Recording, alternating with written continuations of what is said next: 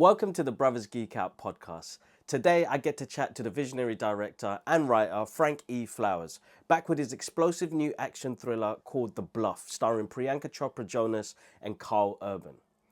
We go behind the scenes and geek out about the amazing technology used on this movie and the insane technical weapons that bring every action scene to life. Don't miss it when it drops on Amazon Prime Video on the 25th of February, guys. As always, your support on the channel is always appreciated. So if you enjoy this video, drop us some love, subscribe, like, share, and comment if you're ready for the action. Let's jump in. My name's Kibbs. I'm from the Brothers Geek Out podcast. Frank, massive thank you for your time today. I had an absolute blast with the movie. Oh, Kips, man, so good to meet you, and thank you for that. Blessings. Absolutely awesome. I just want to ask, because this movie had a lot of technical weapons. You had some bloody gore, battles. You had quite a lot to balance out into this movie. How did you find that when writing it with Joe, with the action scenes? How do you kind of keep the action really high, and then you've got the emotional core of the story as well? Well, absolutely. Well, it all stems from character and really thinking about, as we were putting this Priyanka character, this mama bear who's fighting for her child, we got to realize, how would she fight, right? She got to fight dirty.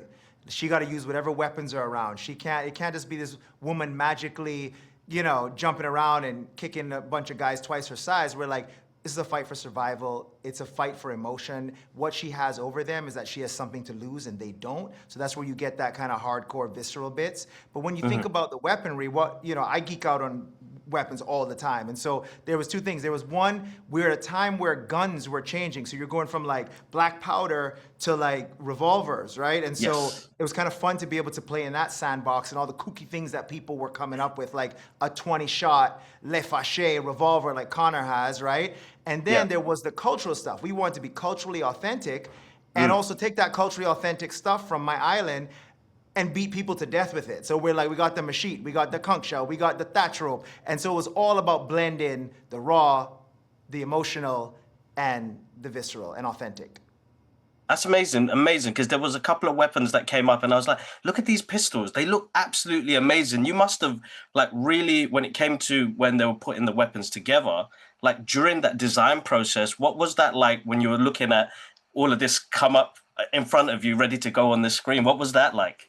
Oh man, that was the most fun for me. I mean, Joe Ballerini, he would make fun of my writing part. He make fun of me all the time. He's like, I know you're gonna get deep on these guns. He's like, Flowers, what is, because I'd write it in the script. I'm like, Connor comes with a La Faché, and by the way, that gun's 20 grand if you can find it, right? So I'm sitting there going yo, if someone would get one, then maybe I get to keep it when it wraps. So, but it's movies, so you don't actually get the real gun, but you get the replicas. So, the harmonica pistols, like I said, it was this time where people were experimenting. There's guns that were so crazy that we couldn't even use them because they look like some alien stuff. You'd have these 6-barrel shotguns, things that, don't get me wrong, half of them would blow up in your hand, but they were all people were trying out these different, they're like, oh, there's cartridges now. They never had that before, right? They used to stuff, if you've ever loaded a musket, it takes a long time. It ain't easy, right? So now you have these cartridges. People were taking banana leaves, putting powder and ball bearings in them, and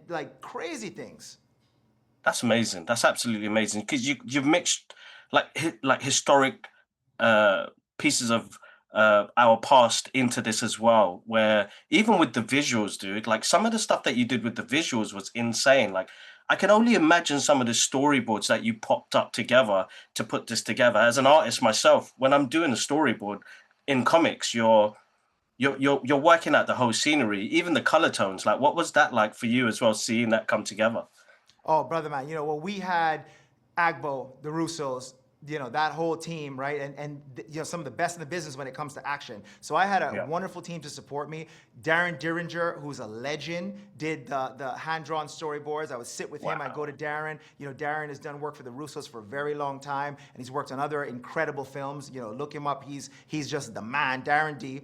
And then they had this really interesting proprietary technology, which is similar to the cameras and stuff they use in Avatar, where we would build, even though we were 100% physical location, real world sets, I could go in and build the sets virtually and design sequences when it was just, you know, with the camera and the mocap suits, and literally, you know, that house was my grandmother's house, and I would be up there like Robert Downey in Iron Man, and I would just be moving walls with the goggles, right, and doing all that, and then I would shoot a sequence, and I'd be like, yo, let me get a Fisher dolly and a camera thing here, and you go, oh, I gotta make the walls bigger. So by the time we got to set, it was crazy. I could actually go to my production designer, Phil Ivey, who is a master, who took this movie from, you know, a 7 in my head to a 10.5, right? This guy is a genius. I could go to him and say, yo, this is the house. This is the footprint of the house. And then he improved upon those ideas and just brought the texture and the vibe, and then, you know, did his magic. Amazing, absolutely amazing. Frank, thank you so much for your time. The movie's an absolute blast. I wish you all the best, and thanks again for your time. Thank you, man. And by the way, we have footage of that virtual set stuff, so if you need that for your thing, make sure you reach out to Agbo. So thank you, Definitely, brother. will do. Great to Take meet care. you. Big fan. You God too. bless. See ya. Bye. Thanks for watching, and make sure you follow us on all our socials. You got X, TikTok, Instagram, and Threads, and do subscribe to the YouTube channel for more of the long form content and the breaking news. Also, guys, if you guys are on the commute, you can find us on Apple Podcasts, Amazon Music, and Spotify. And here's some more videos for you guys to watch.